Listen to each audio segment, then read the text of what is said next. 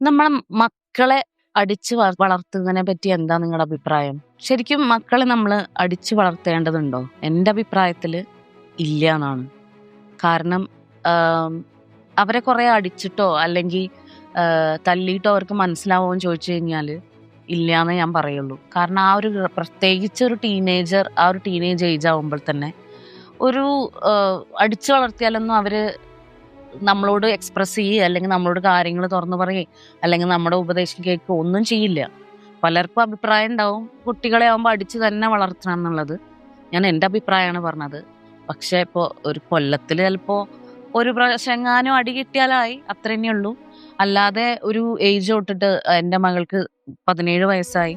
ഒരു ഏഹ്, വളരെ ചെറുപ്പം മുതൽ എങ്ങനെ നോക്കിയാലും എനിക്ക് അവളെ അടിച്ച ഓർമ്മയൊന്നും എനിക്കില്ല. അപ്പോ കാരണം അതിന്റെ ആവശ്യവും വന്നിട്ടില്ല. കാര്യങ്ങള് പറഞ്ഞ് അങ്ങോട്ടും ഇങ്ങോട്ടും ആ ഒരു ഫ്രീഡം ഉണ്ടായി. അതായത് അമ്മയോട് പറയണം ഇന്ന കാര്യങ്ങള് എന്നുള്ള തോന്നൽ അവൾക്കും ഉണ്ടാവണം, എനിക്കും ഉണ്ടാവണം. പല കാര്യങ്ങളും ഞാനൊരു ഉപദേശം പോലെയല്ല അവളടുത്ത് പറയാറ്. നമ്മള് ഒരു ഫ്രണ്ട്ലി ആയിട്ടിരുന്ന് സംസാരിച്ച് വേറെ വല്ല എക്സാമ്പിളും പറഞ്ഞ് എന്റെ ലൈഫ് എക്സാമ്പിൾസ് പറഞ്ഞ് എന്റെ ലൈഫ് എക്സ്പീരിയൻസുകൾ ആ പ്രായത്തിലുള്ള കാര്യങ്ങളൊക്കെ പറഞ്ഞിട്ട് അതിങ്ങനെ ഫ്രണ്ട്ലി ആയിട്ട് അങ്ങനെയാണ് സംസാരിക്കാറ്.